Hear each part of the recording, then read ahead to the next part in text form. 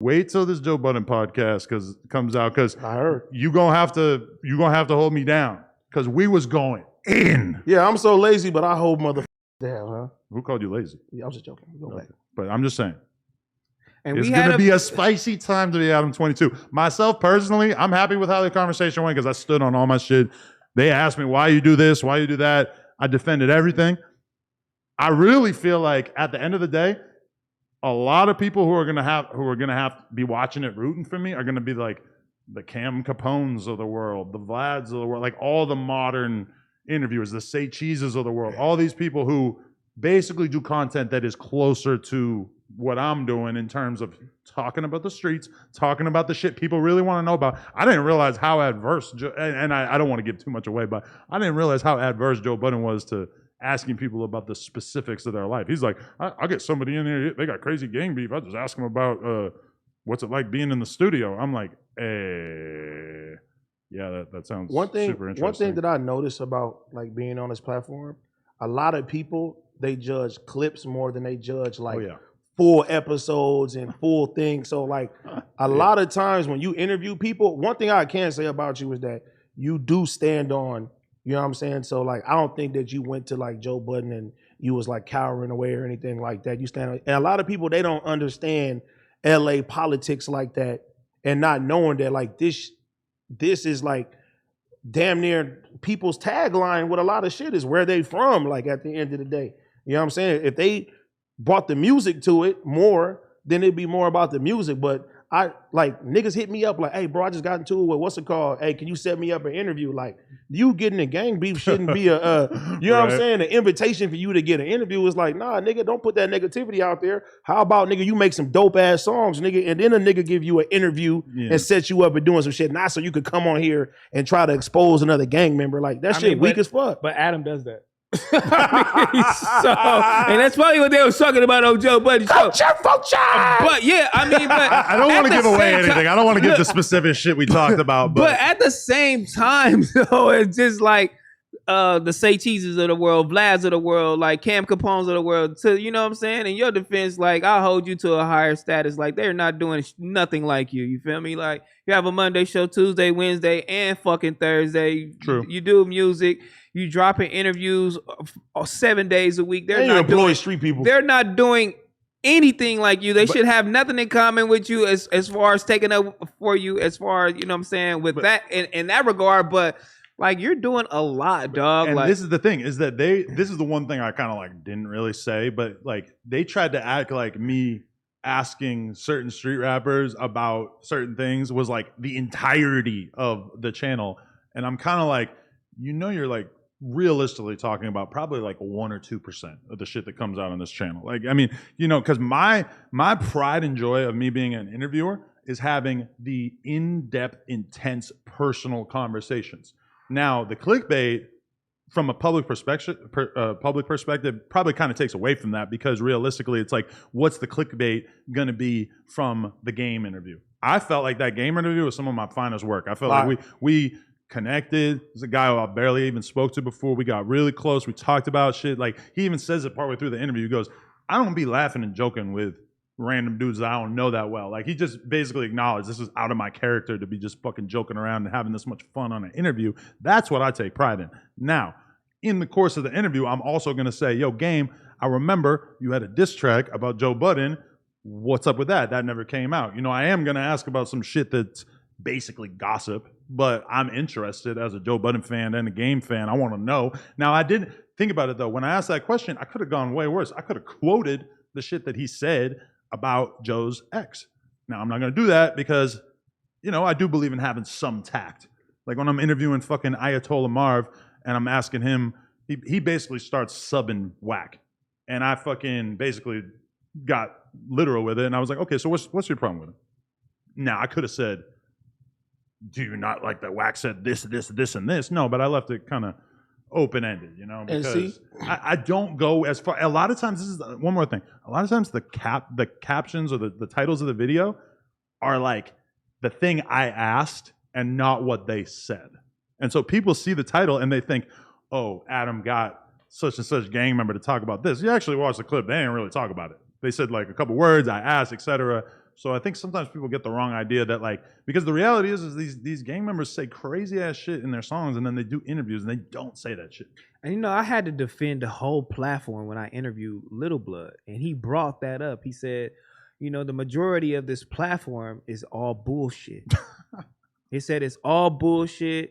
You run around here exploit motherfuckers. Everybody run around here fighting, doing dumb shit. But it's just like, who is that? It's just Lil Blood. He's from Lil Blood. He dope. I got people. Yeah, Lil Blood. He's hard. I mean, I had to defend it, and I was like, you know what? It's a lot of people that think like that, and it's a lot of people that think like that just based on clips. I was like, but if you watch our channel in its entirety, and if you watching me, I'm bringing on people that shouldn't even fucking be on here, that would never even get a chance to even get answered. No DMs. Salute to you for that. You know what I'm saying? Yeah. And then Adam does a lot of work. You feel me? We have multiple podcasts here. Like, you got to watch the vlogs. I said, but shit might get spicy sometime. But if shit gets spicy, I mean, that's what you gonna see. But that's not the entire. That's not the whole channel. This is what it really break down to, right? And I say this shit all the time. Adam is a guy, right? Of course, you're a white man. You're in hip hop.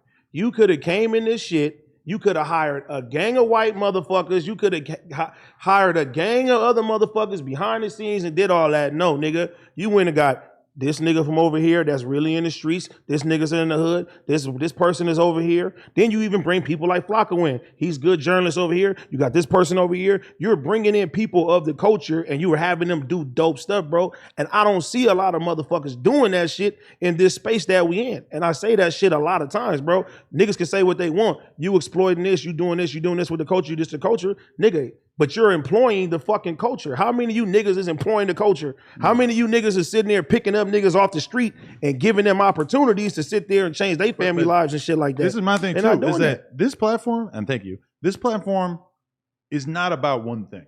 That's one thing I've realized. When I went to Barstool and like watching interviews with Dave and everything, it just made me realize, like, think about what Barstool was in the early days. It was a fucking newspaper about sports, right? Then the internet starts to blow up more and more. He says, okay, let's add blogs to it. So I'm gonna have a whole team of people that are writing articles about mostly sports, but also, girls and whatever. And then podcasting starts to blow up. Boom, they start a huge podcast network. Now they have 63 podcasts. I think when most people think about Barstool, they think about the podcast more than they think about the website. I'm sure the print version doesn't even exist anymore. But I say all that to just say that, like, if you had told Dave in the early days of Barstool, like, Dave, one day this brand is going to have Gilly and Walla, who are two of the most, you're going to have one of the number one, I guess they would say the number one hip hop podcast on your platform. Dave would have said, what the fuck are you talking about? I'm running a sports newspaper, But over time, as it grows, think about Call Her Daddy. Hey, you're going to have one of the biggest podcasts of, like, two white girls sitting around talking about their periods. He would have never seen that shit coming. The same way that when I started doing BMX podcasts, I had no idea that I was going to have to start a whole nother brand to start interviewing rappers. And that's the other thing that I kind of wish that I had gotten across is, like, I interview a million motherfucking types of people. I would say, like, gangster rappers and shit constitute maybe like 20% of the interviews that I do. And even when I started thinking about doing the podcast with Danny Mullen, I realized that in my head, I had closed myself off to talking about non-rap stuff. Like, part of me was insecure and thought, like, oh, I'm kind of an expert on hip hop, so I should just talk about that. And doing Barstool and doing Andrew Schultz and all that kind of like made me realize, like, we can do a lot more types of content on here. I don't need to pigeonhole myself. And please, people at home, please do not take that as like, oh, Adam's not going to do rap content anymore, because I obviously, even this, we've like barely talked about rappers on this episode of the podcast, but I still think it comes off pretty obvious. This is a fucking hip hop podcast, right? I mean, 2/3 of us have sunglasses on. You guys got cool, fancy hats, whatever. I don't really see them doing that on like, most other podcasts. But even just doing a podcast with a white guy as a co-host, I mean, I had completely like cut off that as like a possibility in my head, because I had just thought like, oh, this is a hip hop platform. I can only do that.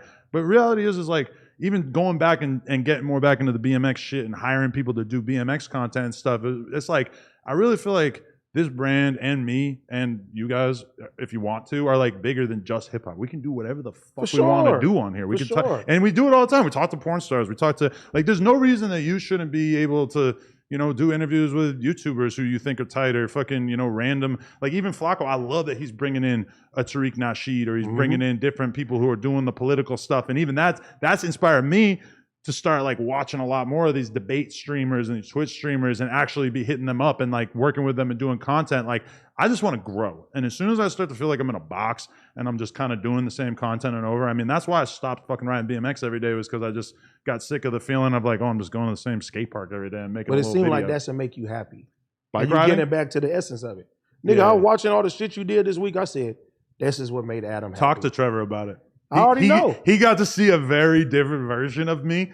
Like we rode from Williamsburg to Astoria. We got on the highway. We rode where the cars are supposed to be. We completely shut down the fucking highway. The cops were like following us because they basically just had no choice but to try to like watch over it and like make sure that nothing crazy happened. But man, I love being in that environment. Like, but that's the thing is too, is I just love riding my bike around, being in the city, being around the people. Like honestly, doing podcasts and doing that, like I feel like I need both of those in my life to be happy. All right, people, we just hit 300,000 subscribers. You know we're trying to hit 400,000 subscribers. So that little red button, tap it, tap in. Appreciate y'all.